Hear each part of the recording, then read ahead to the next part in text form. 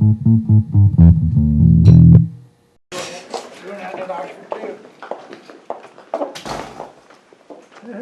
crap.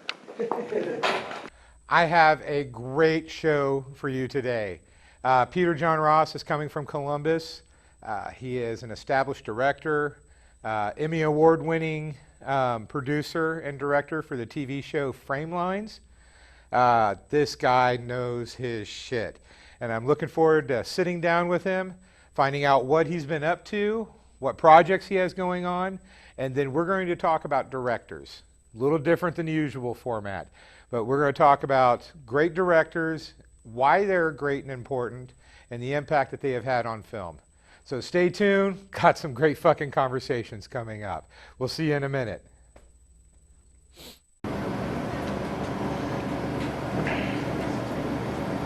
All right. I'm still going to be engaging him like That'll be easier. in the box I'm fingering. We ready? See, we're too far over. We just don't have as much room. I would just make it less easy. That's cool. It's so that's 2 down with the black shirt. Time to change up one more time. Okay. That's great. Because he helped. Cool. Well, yeah. The way we're doing this is because it's easier for you to change clothes. For us to change something, we got to change the camera for. So we need to tilt up on Micah a little more this time. It's hard to do. Do you want the tilt up during? Or what do you think about this framing here? I'm gonna walk down real fast.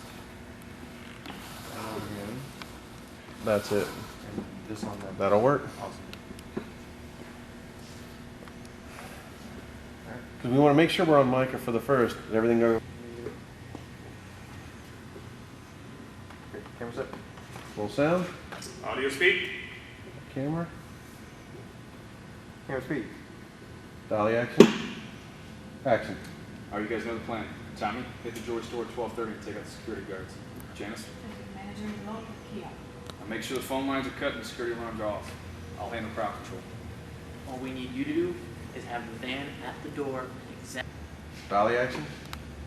Action. All right, you guys know the plan. Tommy, hit the jewelry store at 12:30 and take out the security guards. Janice? Now make sure the phone lines are cut and the security alarms are off. I'll handle crowd control. All we need you to do is have the van at the door at exactly 12:41 in 5 seconds. As long as absolutely everything goes to plan, nothing could go wrong. Look, you're going to be right here. Where's that foot? Can I sit on top of this bag? Yeah, that should be fine. Not in use. So you'll be here. So you're going to be down low.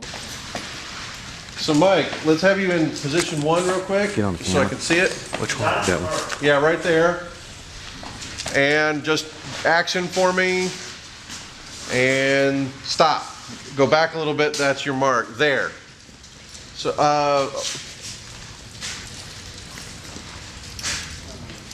so start back a little. It's fine. You gotta go back just a hair. You're not recording. Fire it up. No, we're just trying to figure out where the mark is. Can you see the floor? I have Nope. tape. Can't see the floor at all. Raise it up on the stick. It's Oxford fine, that's 200. How's that look? But it looks nice. I like it.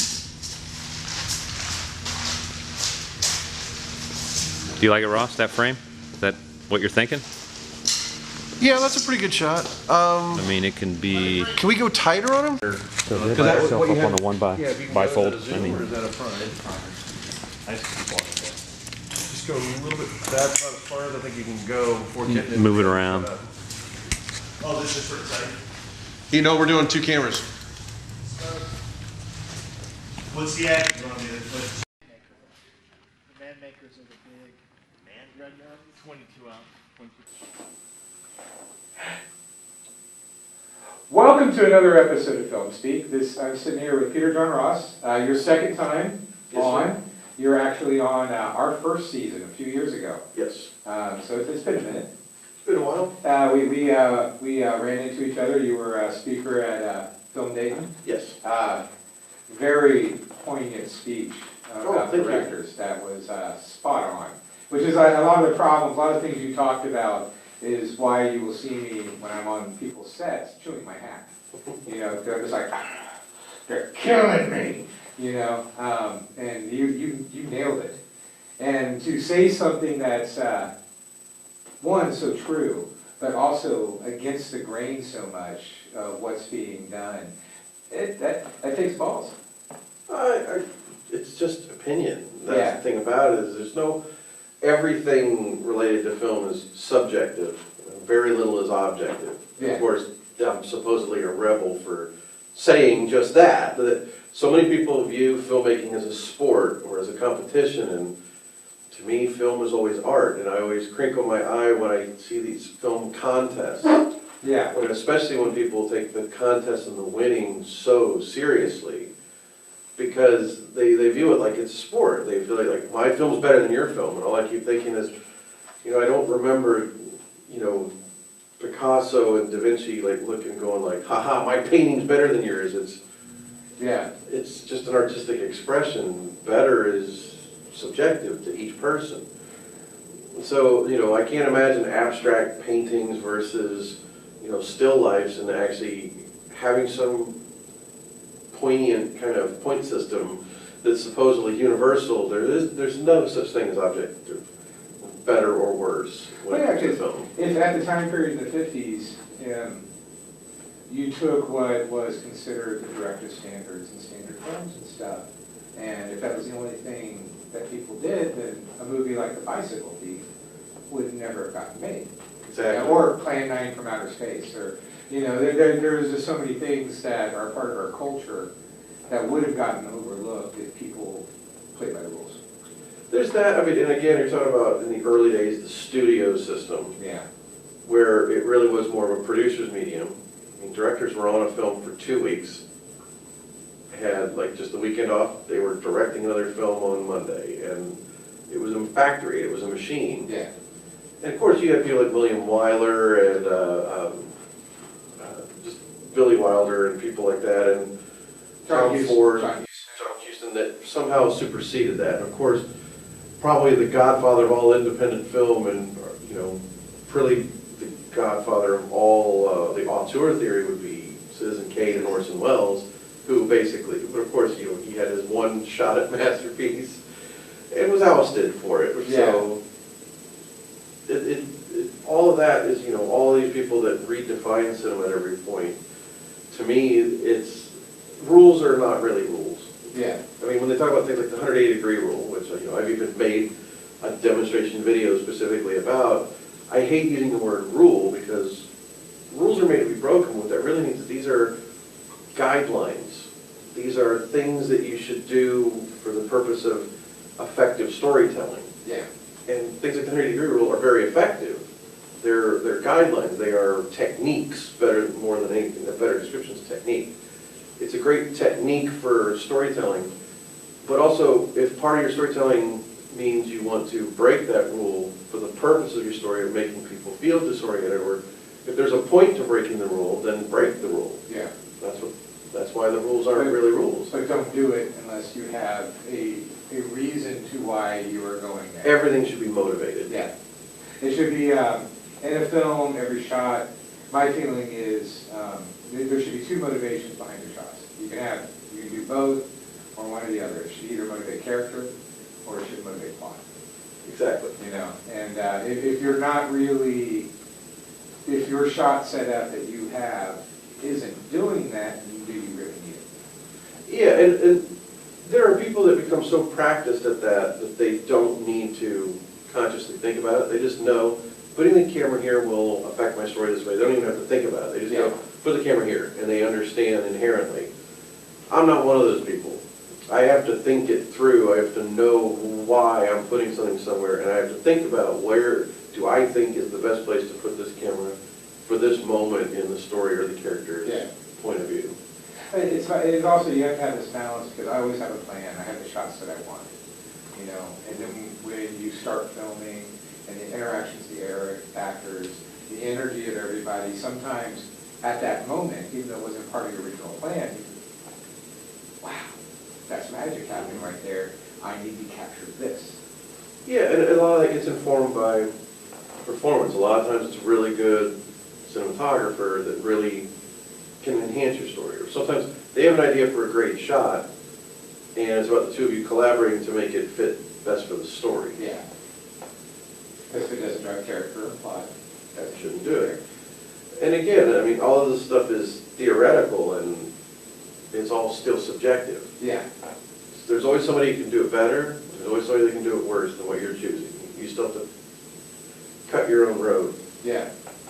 Exactly. Now, to touch base, because that's what our second segment is going to be talking about, is directors and their influence and impact on film.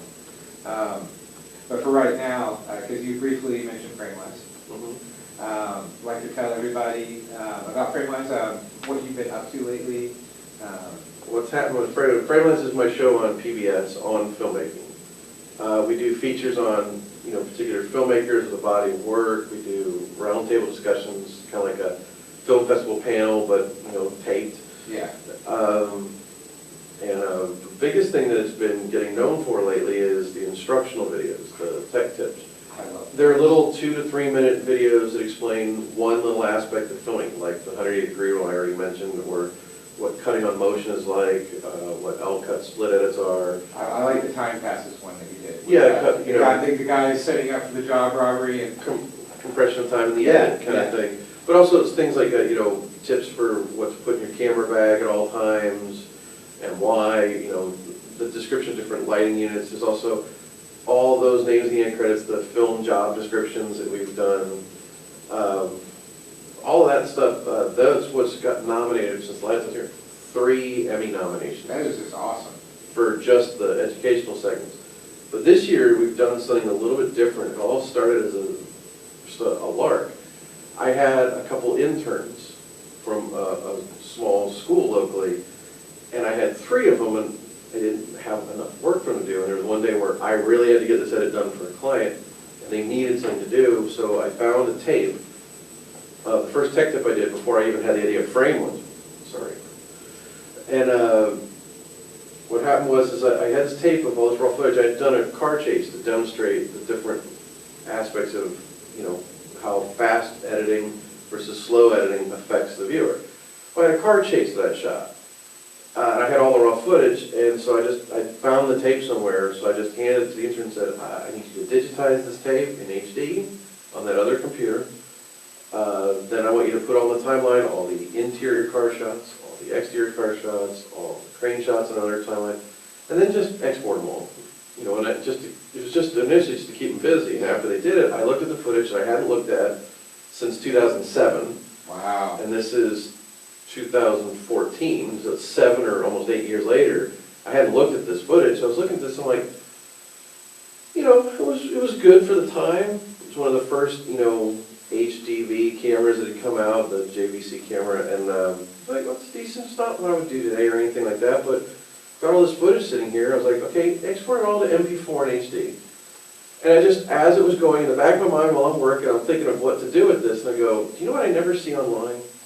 Raw footage for people to edit with. Ah. So what happened was I had them digitize it as interiors, exteriors, and different, like insert shots all went on another time. Import, and export these all as like 7 or 8 different long clips. Then I uploaded them all to the Framelines YouTube page and Vimeo page and just said, free raw footage for anybody to use. Just credit Framelines, anybody can do anything they want with it, there it is.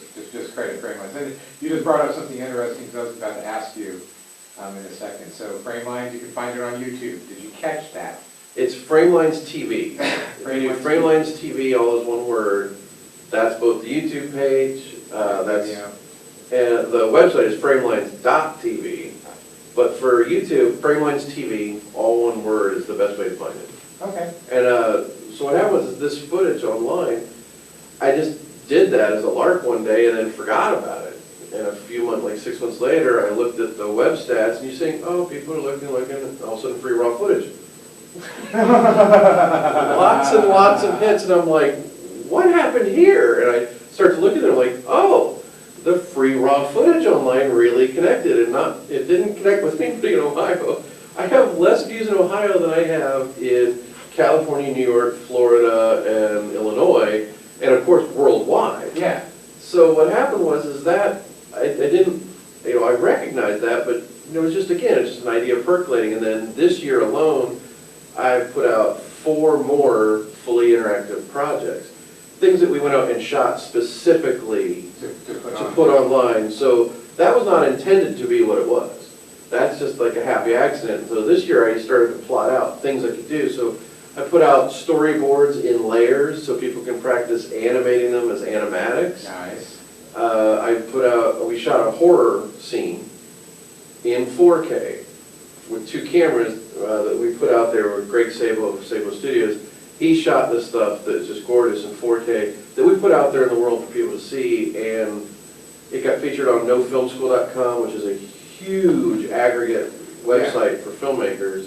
Filmmaker IQ's mentioned it. I know the guy John who runs Filmmaker IQ. He's a really cool guy. I knew him back on MySpace days. So it got a lot of play with this free 4K horror. And again, it was a full scene. It didn't hurt. We had a very pretty actress from Dayton. She's originally from Dayton. She's now in Columbus. She's a former student of mine named Brooke Curtis. She's the star running around, from a killer with an axe. And so we put that out there, and again, it just ballooned. Full Sail University is assigning it in classes. Wow. University of Alabama started using stuff from that.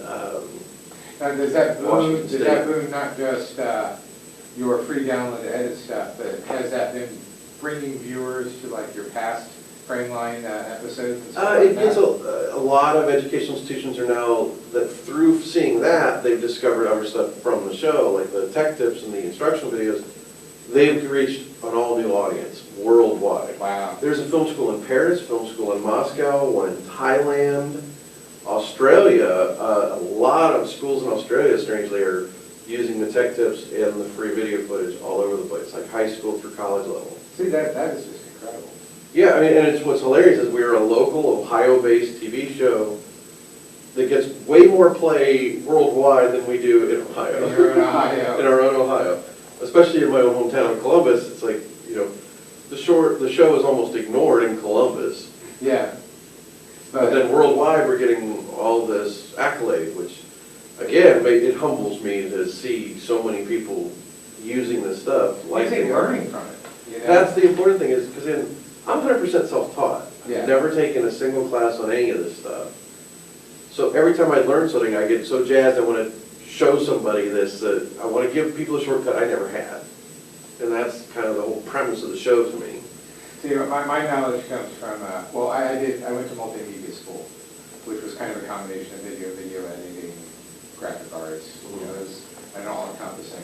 But my knowledge of film comes from, I saw Pulp Fiction in '94, and I basically just started Rick Schmidt's, I started with Rick Schmidt's, how to make a feature film for a price of a used car, went to Sid Field's screenwriting, got college books on film theory, and like you, pretty much everything I do, I'm self-taught on.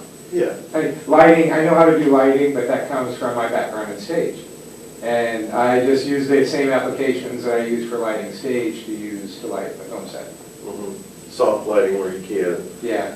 So for me, my weakness is still in lighting and cinematography, which is why I always like to work with a really good director of photography. Somebody that really knows how to light and shoot. Yeah. Because that's the one area, I'm more interested in actors and performance as a director than I am the camera and the lighting. That's not to say I have no interest in camera and lighting, I'm just saying that I know it's more of a weakness for me, so I prefer to get someone who's stronger with it that wants a little more creativity in that realm. Yeah. So most directors are 50-50. I'm 75-25, and I go more with the actors and performance. Yeah, I'm the flip end opposite of you, where I'm more 25% the actors and performance, and 75% more lighting, camera, sound. Exactly. And I mean, it's so preferential. So many different directors handle it in different ways. Yeah. Because I believe in acting, but a lot of times my feeling like for the actors is, I casted you in this, which means I trust you in that role, For me, so that I don't have to think about it. well, I love the process of rehearsal and working with actors on character with them. It's like, and I have no aspirations to ever be an actor, ever. I have no interest in it whatsoever to be an actor of any kind.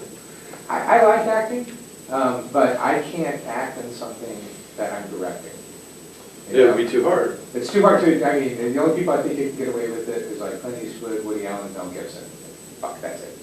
Okay, so for everybody else who's out there trying to do that, where they're directing, writing, and acting, Well, Spike Lee, I think, is pretty good when he does it. that way he usually just like, do it's smart. the right thing, but it's like Quentin Tarantino. Yes. You know, it's Little more of a lighter. cameo True. than it is maintaining, like Mel Gibson and Braveheart. Well, to be honest, I think Mel Gibson's better when he directs and doesn't act his movies. He does, yeah.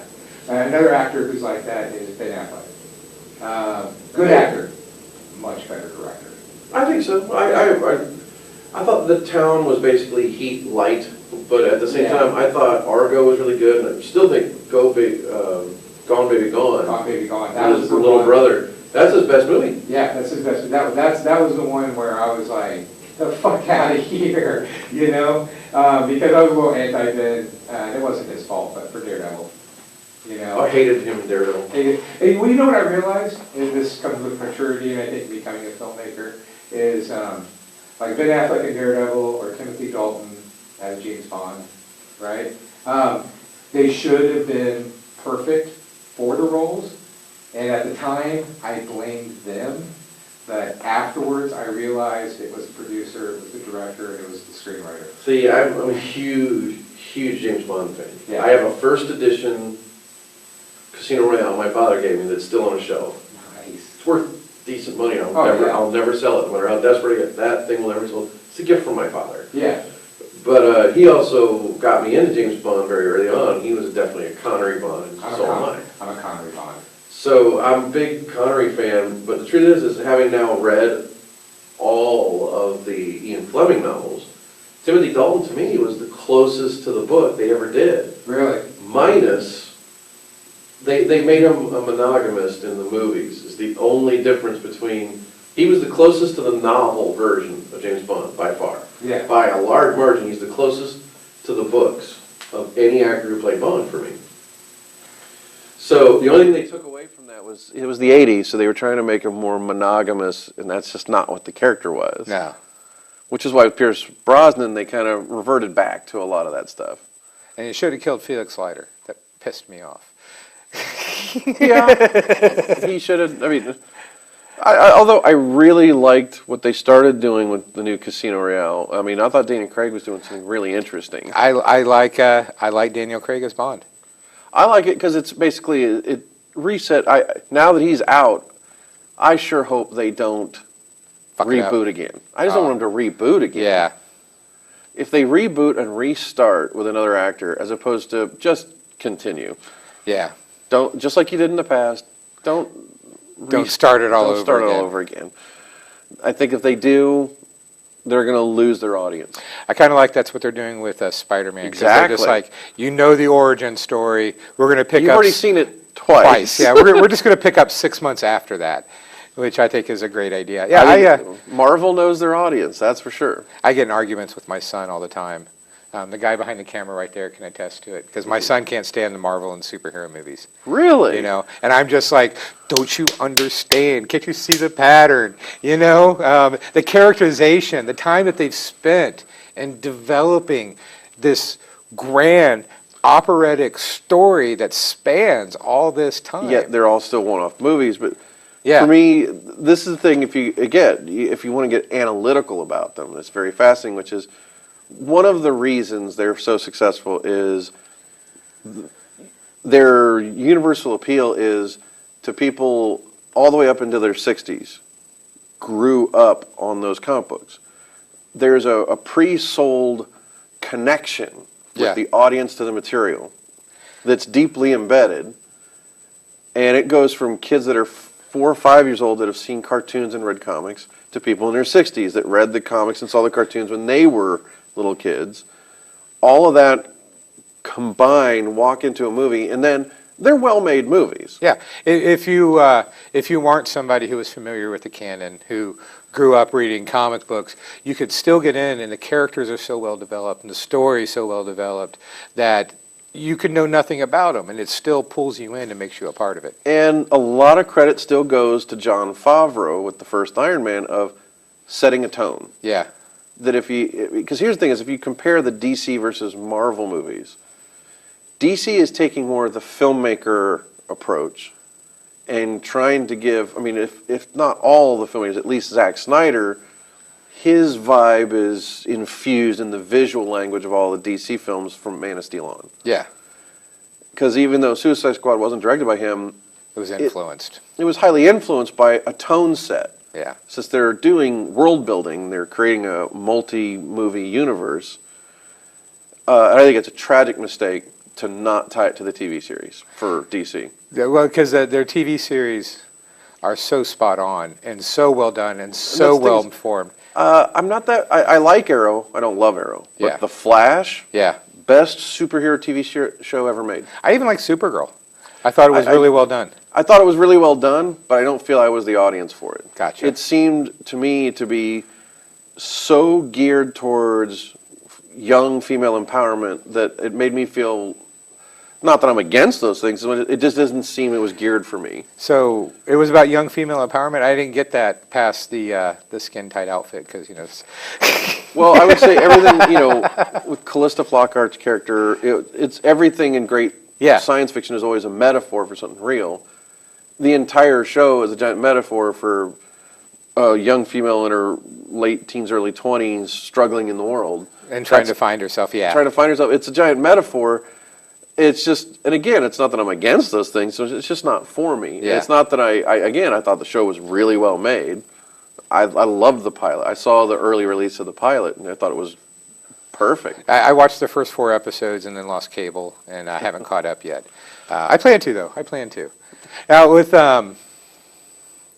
one thing, because we mentioned him, because I have to say this every time his name's brought up, is which camera? Fuck Zack Snyder. Okay? Fuck him to hell. I was a fan of his by the end of Watchmen, right? Because I thought Watchmen was, I hated they changed the ending from the comic book. I still thought it was a solid bringing to life of a great Alan Moore story, right? Yeah. After that, Sucker Punch. Sucker Punch is awful. Well, it just seems, and my biggest problem with him is he said he did Watchmen to save it from the Terry Gilliams of the world. Okay, when he said that, I was like, fuck that guy, right? Because you're not a quarter of the fucking director that Terry Gilliam is, right? That's true. At the same time, though, I thought both 300 and Watchmen were exceptional films. Exceptional films. And then Sucker Punch, Man of Steel, Batman v Superman. Yeah, the Versus movie. He makes things look great, but it's like a chocolate ball with nothing in the middle of it. Looks wonderful, tastes sweet, not a goddamn thing inside. I wish I could take credit for this, but it's from a review that I think perfectly encapsulates the description of all of Zack Snyder's films. He makes feature-length trailers. Fucking A, that's right. Because you think of 300, how it looks. That basically kind of plays like a 2-hour trailer. Yeah. Yeah. All of his movies are, when I saw Batman v Superman, first off, I liked Man of Steel. Almost everybody I know hated Man of Steel. I really liked it. I wouldn't say I loved it. Yeah.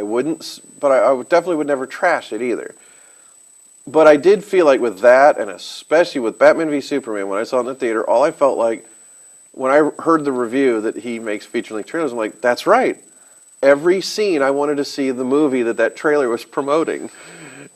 Because I thought they were really great trailers, but that's not a movie. It's a feature-length trailer. And it's the way he uses slow-mo. It's the way each scene is constructed. They're beautiful images. They look great. Just hollow and empty like a coke-addicted hooker in the Philippines, I felt nothing. Yeah. In the movie. The characters, you don't care. I have no emotion about it. I had a lot of emotion for Watchmen, and I've never read the graphic novel. Really? I love the graphic novel. Well, I'm going to end this right here because we're going to take a little break, and then we'll be right back. We're going to be talking about our favorite directors, the impact they have, and why they're important. So I'm sure it's going to be another long-winded conversation. We'll see you in a minute. And then we're not actually going to stop. I'll just blah, blah, blah, yakety smackety. Because I'll tell you, I'll lead right. Because there's 2 of them, I think, that really changed the way films were done. One, of course, is Orson Welles. Citizen Kane, the techniques that he used to make that movie, even though people slammed it, it bombed at the box office, it changed the way films were done after it. Forever. Forever. Well, more importantly, it didn't change them immediately. To me, the impact, I didn't see Citizen Kane until I was in my 30s. I went, and the first time I ever saw it was at this old, grand, huge movie theater, one of those summer series where they showed it was a 35 print with an intermission with an organ player kind of thing. And Nice. I saw North by Northwest for the first time ever that same way in the same summer. Another favorite movie of mine. So what happened was, but I think that what impacted me is I was glad I didn't see it till I was older. Yeah. Because I later had a roommate who asked me about that film. He goes, we watched this in class the other day. I don't see what the big deal is. And I go, well, the big deal of Citizen Kane and Orson Welles and his role in that movie was everything is like that now. Nothing was like that before it. Yeah. In 1941, the impact that film had really reverberated more at the end of the 1960s is when that film started to get its due. And that's when filmmakers started to use those dolly shots and all that stuff. There's a couple trivial things that are awesome, which is, first and foremost is you can't take away the contribution of the DP, Greg Toland. No, not a bit. Greg Toland's cinematography, and there's a great documentary called Visions of Light about directors of photography, and somebody, Alan Davio, points out, he's like, you want to know how Orson Welles feels? Watch the credits. It says directed by Orson Welles, and he shares his director card with Greg Toland. Which was unheard of in that time period. Yes. They shared it because there's a quote that everybody gives to Orson Welles that was actually Greg Toland, which is, you know what, because, Orson Welles had never directed a film before. He was 25 years old, and when he went to make this film, he was a little nervous, but he didn't want anybody to see he was nervous, so Greg Toland goes, listen, everything you know about filmmaking you can learn in a weekend. And that's where he got that quote from. And so everybody attributes that to Orson Welles, But it was really but it was Toland. Greg Toland saying it to Orson Welles. That's awesome. And because the whole point was Greg Toland really affected the crew and did a lot of work. You take the scene where Orson Welles' character is in the balcony at the theater, and you got the stage going on there. But what you don't know because of film perspective is the people he's looking down at is actually a mirror showing some people standing right over here. And he's, there were a lot of composites. Yeah. What we can do in a computer today very easily was cinematic trickery of the highest order. There was a scene towards the end where his second wife, is putting that puzzle together in the giant mansion Xanadu. Yeah. The fireplace, the chandelier, her and him were all shot separately and composited together as an effect. And that was the first time that was done. It wasn't the first time, but it was revolutionary. It was the first time they'd ever done 4 or 5 layers like that. They'd only done 2, maybe 3 layers before. This is like 4 or 5 layers, and the whole movie has trickery like that is invisible, that nobody knew. There were some matte paintings that nobody knew were paintings. There's the obvious ones of Xanadu, and some of these roofs, but then there were a ton of other ones that, till years later, till these crates were opened up in a warehouse, they found the sheets of glass. They're like, oh my God, that's from Citizen Kane. No one had any idea. What's like you ever see The Bishop's Wife, the original with Cary Grant, No. David Niven? If you watch it, there is a shot. I'm trying to remember the actress's name. I want to say Rosalind Russell, but I don't think it is. I think I'm wrong. Anyways, Cary Grant and the lead actress both felt that their right side was their best side. And when having a restaurant scene where they're supposed to face each other, each one wanted their right side to be facing. How the director solved this was he has them sitting next to each other and has a mirror up so that by a camera perspective, it looks like they're sitting next to each other. Sneeze. Damn it. Sneeze, please. Oh, and then Fuck, it goes away. Don't you hate it when it comes up? Yeah, you're a tease. That's what the problem is. I could be construed as such. From my biggest influence is Hitchcock because of a lot of the camera techniques that he basically invented. Like the tracking shot. He was, in 1927, he was about to do his first directing job, and 1925, 1927, around that range, and he was on a trolley. And he thought, well, what if I put a camera on the front of this? And boom, there's your first tracking shot you thought of. Can you believe he never won an Oscar? Never, he got a I'm sorry Oscar in 1976. Oh, the honorary. The honorary Yeah, fucking that's not lifetime achievement. The man, there are so many films that he deserved to win by, and it's because he was an outsider. That's why I don't care if I ever win an Oscar. He didn't win one. You know, do I need an Oscar to show that I've gotten anywhere? I'm not a... His influence over cinema, again, is so powerful. The reverse reveal.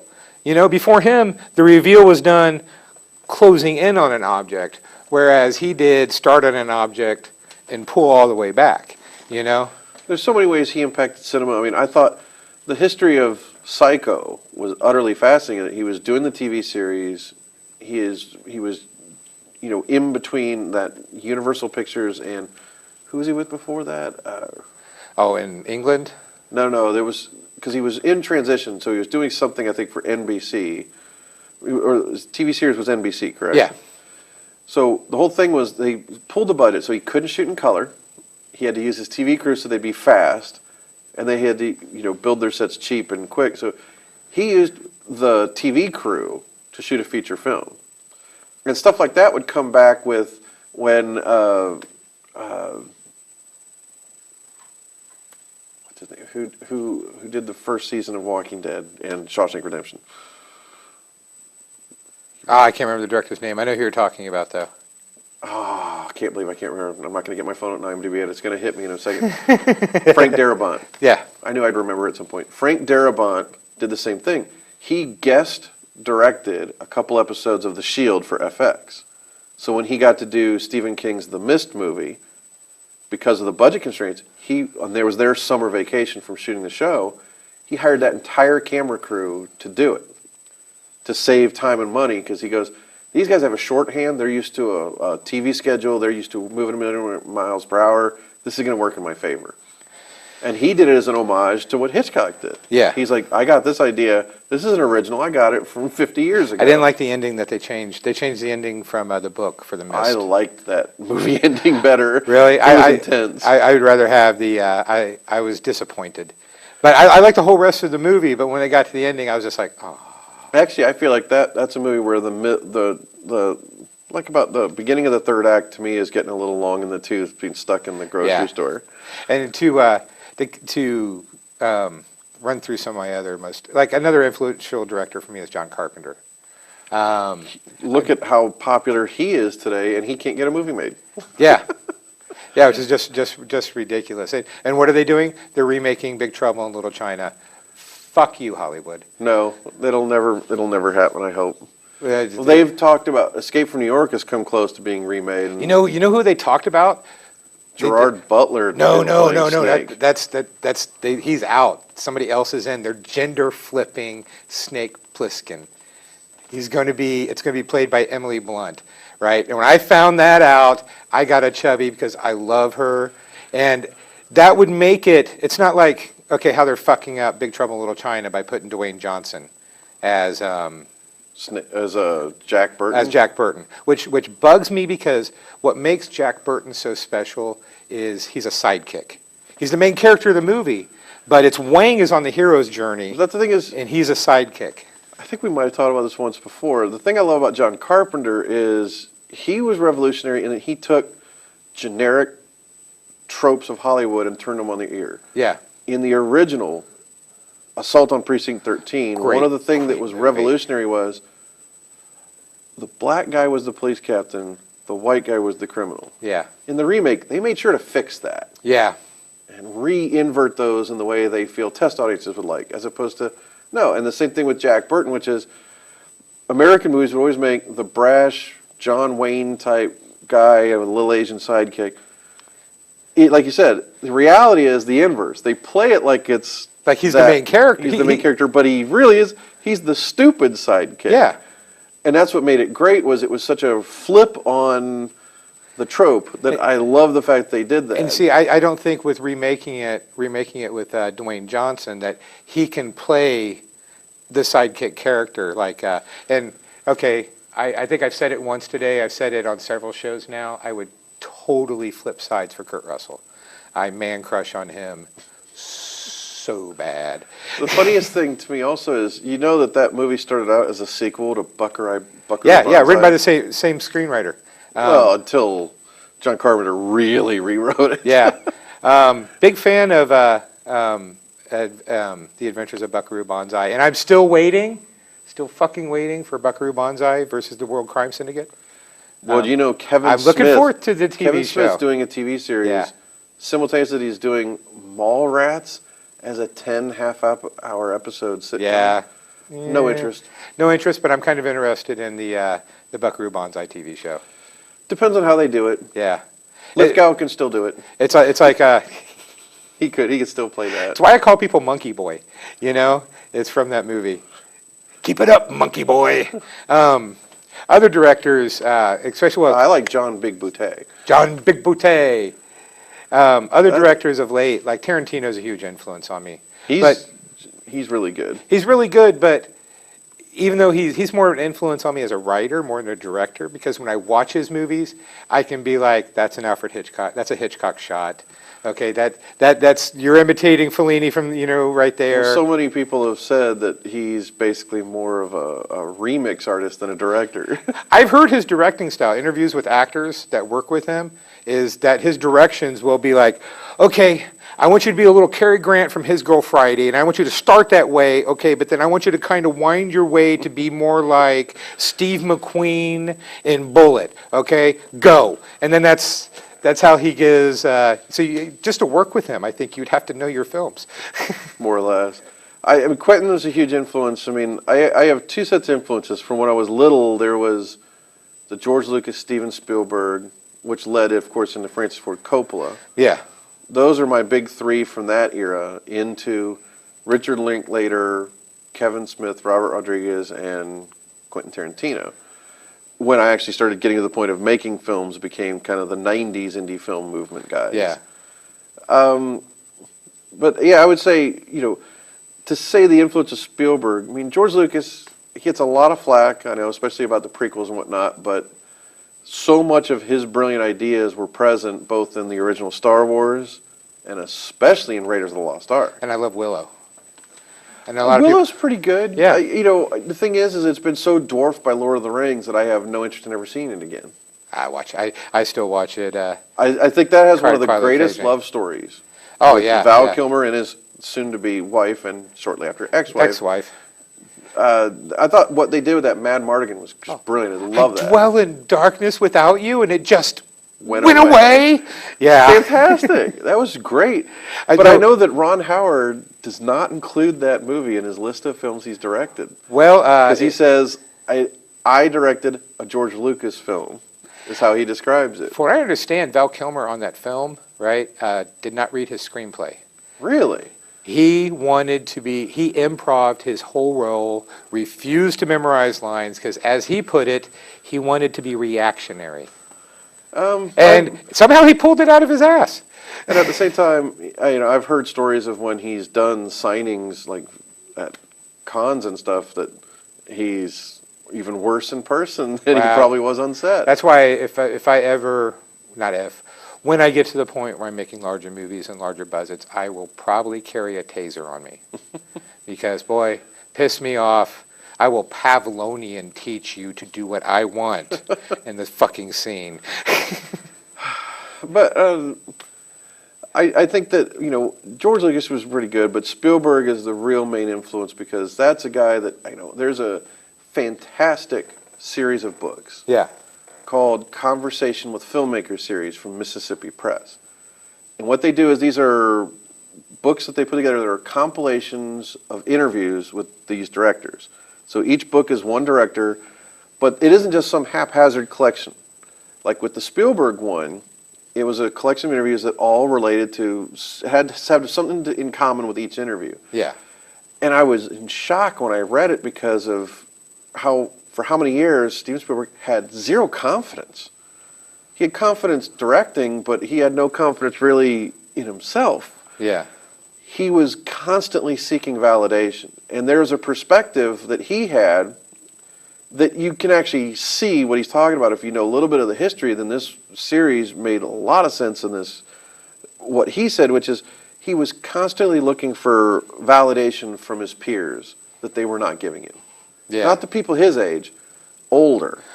Because Well, what happened was, you got to remember, is when Jaws came out in '75 and was an enormous hit, and all of a sudden they're saying Steven Spielberg, the industry was kind of peeved at this 26-year-old that didn't even finish film school, that was directing his feature, and he's getting a name like Hitchcock, and they're like, who is this kid? Yeah. So in the industry, they're like, it wasn't him, it was the editor, Verna Fields. We know her. We know it was really her. She's the real reason. Then he's like, okay, fine, I'll never work with her again. He did Close Encounters, and again, it came out in the public and the press, all it's Steven Spielberg, and the industry's like, it wasn't him, it was the DP, Vilmos Zsigmond. And he's like, Vilmos only shot 2/3 of the movie. I had 2 other DPs on the movie for other shots, for other scenes. Like in India, he wasn't there for any of that. He goes, and it's consistent. And so he's like, I can never work with Vilmos again. You know, people are always also putting down Always. Which is Always. I love. That's one of my favorite love stories. It's in my top 10 favorite love stories, and it's a remake of the Spencer Tracy movie No Common Joe. Yeah. Which was a good movie. I think Always is better. And I love Richard Dreyfuss. I love Holly Hunter. I love John Goodman was great in it, and that one guy Brad, something who never really did much after. Yeah, but it was still it was a good. great movie. Fantastic. So you were talking. I was influenced in my youth by. I went and saw all the Lucas films. I went and saw all the Spielberg films. But I luckily had a mom who enriched me with Billy Wilder, Hitchcock, all the romantic comedies of the 50s, the Rock Hudson, Doris Day stuff. So I had a broad palette. By the time I hit the 90s, for me, some of my biggest influences, like I see everything the Coen brothers do. I am so hugely impacted by them. Their use of film noir, they make modern film noirs. Big Lebowski is a it's film noir. It's a film noir. It plays by all the rules of a classic film noir, but nobody sees it that way. That was brilliant. Oh, brilliant. Do you know they're making a 2? Yes. It's with Bill Murray. With Bill Murray as, he's a Lebowski brother. He's playing, he's playing Jeff the Lebowski's dude's brother. brother, which I'm excited about that. If it was anybody else besides the Coen brothers doing it, I'd be like, fuck that shit. But well, I haven't seen it yet, but I understand the TV series of Fargo. Initially, they wanted nothing to do with it. Wow. And when they saw the script for the pilot, the Coen brothers signed on as executive producers. They had nothing to do with it until they read it, and they were like, this is actually really good. And the first the first season ties to the movie. Second season ties to the first season, and the third season's done already, isn't it? And I heard that they're waiting a little while to come out with it. But yeah, they're holding off. I think it's going to come out next year. They're putting an extra half a year wait on it. But yeah, when you get a chance, that is some of the most brilliant television I have freaking seen. Well, that's the thing that's happened is it seems like everything we remember from the 70s and even the 80s of adult dramas are never seeing movie theater screens. They're going to TV. Yeah. And TV, because of HD TVs and the widescreen TVs, television has become incredibly cinematic. Yeah. It started really in the modern era. It started with The Sopranos in 1999. They were the first TV series to go letterbox like that. Yeah. And it affected everything. Shows like 24 were affected by Saving Private Ryan, the handheld and pop zoom, out of focus, in focus shot stuff. Yeah. Rack focusing is just brilliant. Firefly. You're right. I never saw that on TV shows until the late 90s. Well, 99 is when it started. It actually became the early aughts is when that really kicked in and went to network TV as well. And it became very cinematic. Lost in 2004 became incredibly cinematic. And every show, even like courtroom dramas like Boston Legal, suddenly are doing pop zooms and going cinematic for people talking in a courtroom. Using more camera movement instead of static cameras and stuff, yeah. So everything became more cinematic on television because adult dramas were not making money at box office, but now you're having these long-form storytelling on TV. And I mean, anybody could see that Game of Thrones, I went and saw, not last year, but the year before, the last 2 episodes of the season before, they showed in IMAX. Oh, the only wow. time ever a TV show has been screened in the IMAX format in a theater. I went and saw that, and what blew my mind was how much it works like a movie. it worked. Yeah. Not only did it work, but it's like this fit on IMAX, the scope of what they're showing, the quality of the effects held up at that very large format. The effects held up, the music, the acting, everything about it was cinematic. It felt at home in a movie theater. Now, we're running out of time, so I have to just mention a couple more directors, or I will give myself stomach cramp and pains if I don't after the show. Tobe Hooper, huge influence on me, especially his early stuff, Texas Chainsaw Massacre, Eaten Alive. Life Force. Wes Anderson. His use of cinematography and color, especially color. When I think of color and set design, boy, he is on top. And talk about breaking the rules. He doesn't use the rule of thirds. No, he goes absolutely dead center not. all the time. Yeah.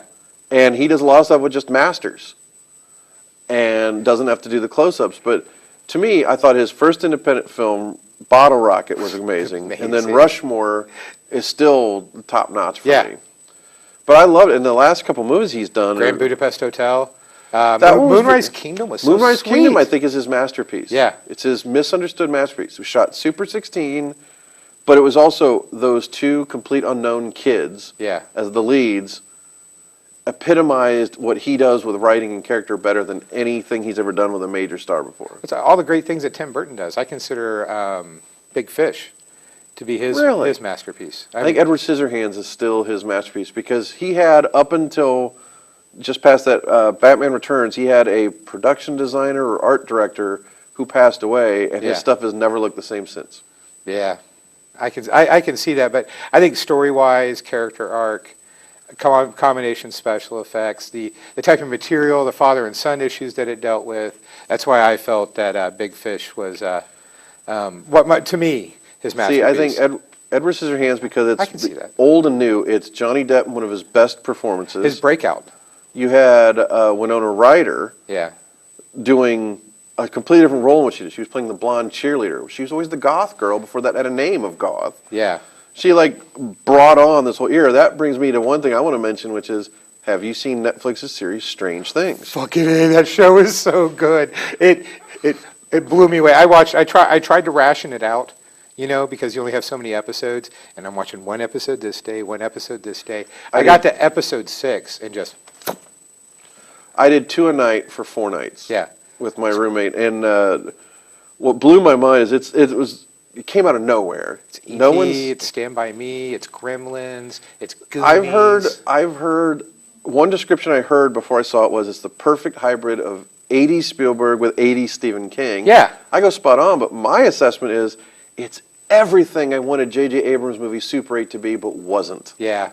I still enjoy Super 8. I enjoy it. You're right, it is what we were hoping for. But it did not move me emotionally like this series did. This series nailed everything about those child actors and performances and look and feel. And it felt like, because that Super 8 still, there was some emotional tweak missing from it. Yeah. And they found it, that connection. And they had this complete emotional immersion to go with their story. And I'm so disappointed to hear that it's not, the second season is going to continue their story. Yeah. As opposed to, I thought they should go more anthology. Yeah. Make a different story somewhere else that's totally unrelated. But no, they're going to continue with that cast and their story a year later. And I think there's no way they're going to match up. And I hope we'll have to see. They prove me wrong.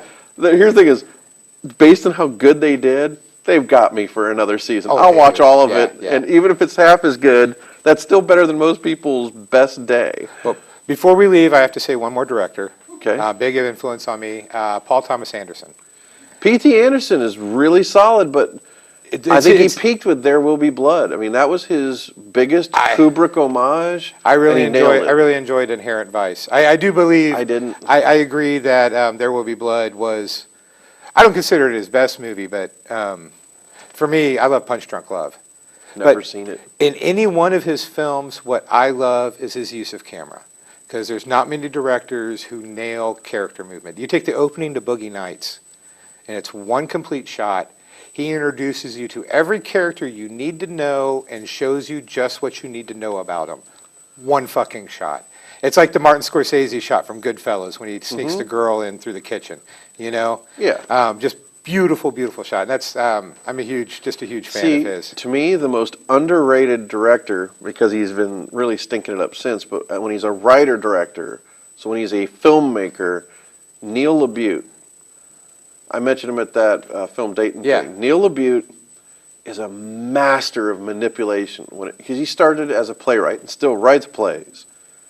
And when he writes and directs his features of his own material, he has a certain grasp of how he puts puppet strings on the audience and makes them dance however the hell he wants. Feel and whatever he wants, yeah. And he's evil about it too. That's what I really like, is he gets into some dark side. His In the Company of Men, his first feature. Great film.